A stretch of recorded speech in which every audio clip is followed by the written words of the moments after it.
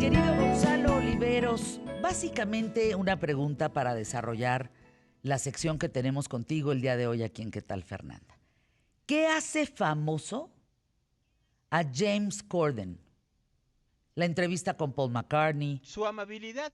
Ah, No, pero sobre todo, Fernández, yo creo que el ser un hombre amable.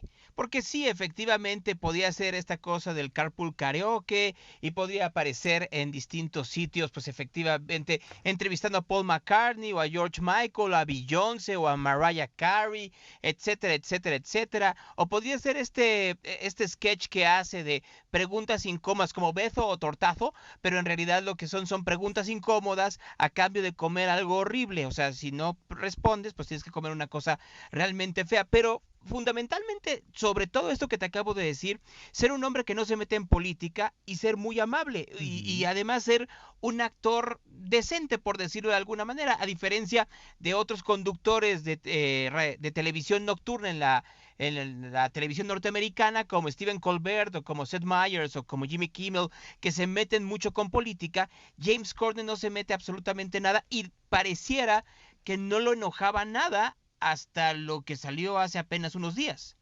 a ver, es importante porque este presentador cae, entiendo, en una profunda depresión. El éxito, digamos, se lo traga.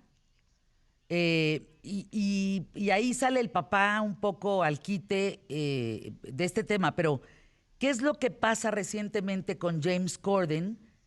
Que parece que es un hombre de dos caras, ¿no? Es hipócrita, pues. Él dice que no. Mira, el dueño del restaurante Baltasar en Nueva York, que a propósito es un restaurante que es muy concurrido por clientela mexicana. Luego les paso nombres de otros restaurantes en Nueva York porque efectivamente, y me lo decía un amigo que vivía en Nueva York y con toda razón, pareciera que los mexicanos fifís lo único que conocen es el Baltasar.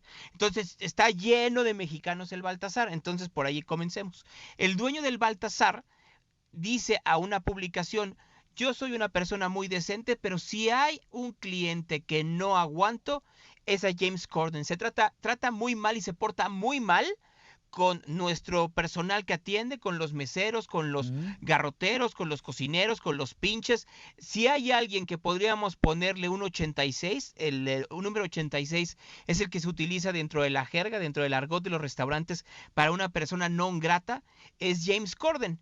Corden lo que hizo entonces es sacar una declaración en donde decía que lo sentía mucho, que no era su intención, pero luego volvió a dar otra entrevista en donde decía: perdón, yo no hice nada malo, yo no tengo de qué avergonzarme, no tengo de qué disculparme.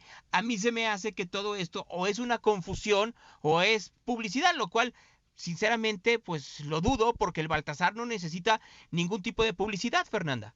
Ahora, entiendo que Keith McNally, que es el chef, o sea, ya también se mete, no solo el dueño, sino el chef ya se mete en la discusión y ataca también a James Corden. No solo es el dueño, también es el chef, o sea, se le dejan ir encima.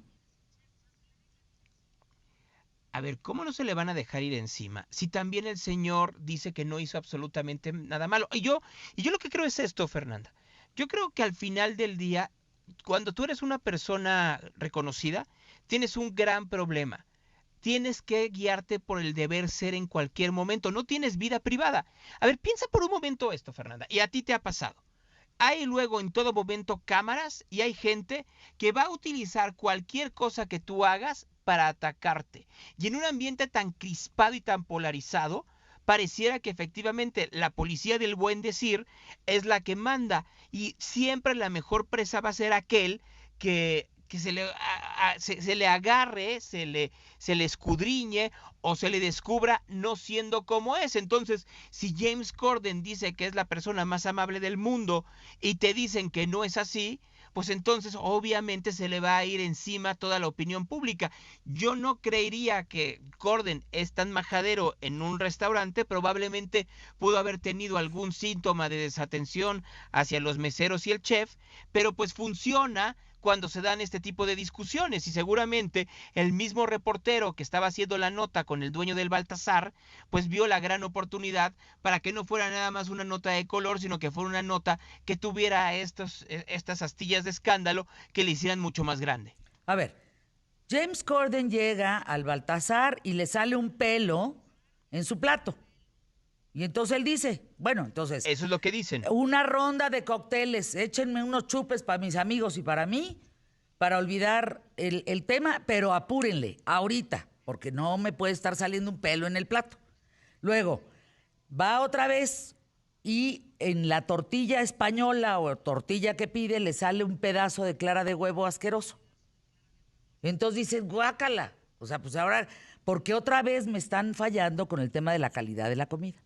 Y por tercera vez dice que él pide un plato fuerte con una ensalada y le cambian la ensalada por papas fritas y entonces ahí es donde ya revienta y dice, bueno, carajo, ¿de qué me estás hablando?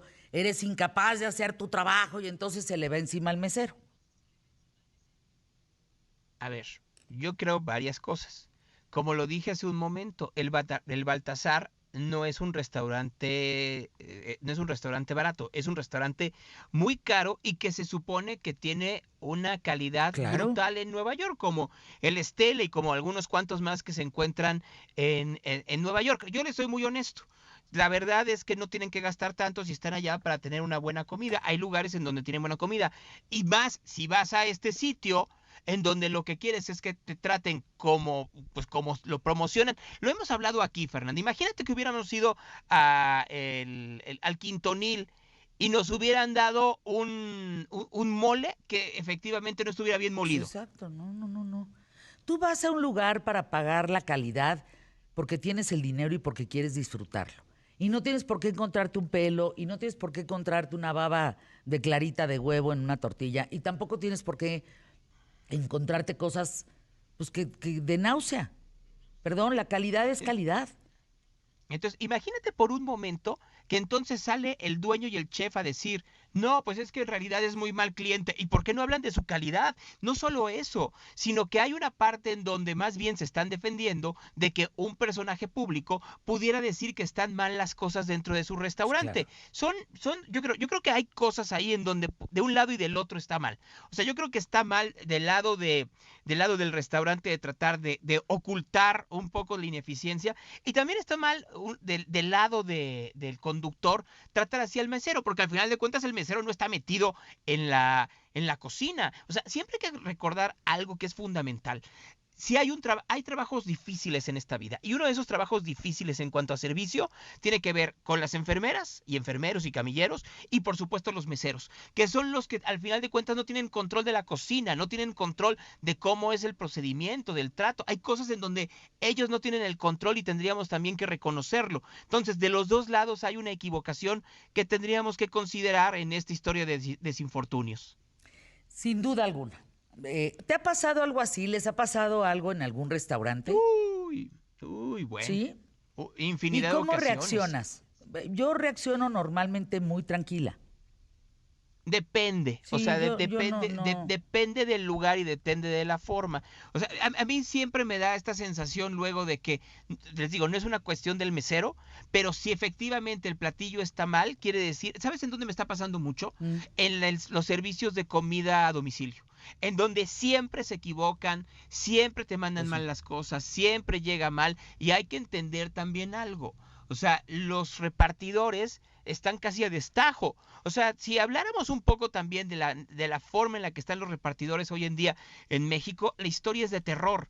Entonces creo que también hay una parte en donde los mismos restaurantes tendrían que emplacar mejor, envolver mejor, sabiendo que el repartidor no tiene todas consigo por rapidez, por tráfico, por el estrés, etcétera, etcétera, etcétera.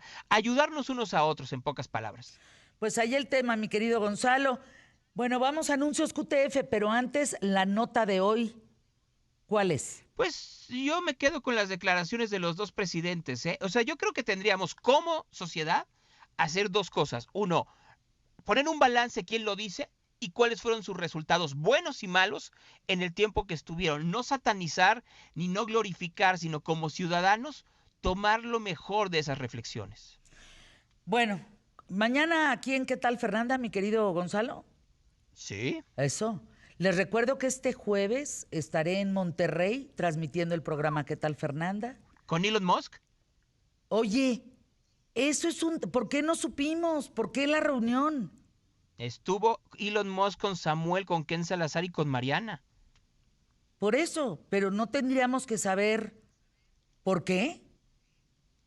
Pues, ¿por qué van a poner Tesla ahí? No,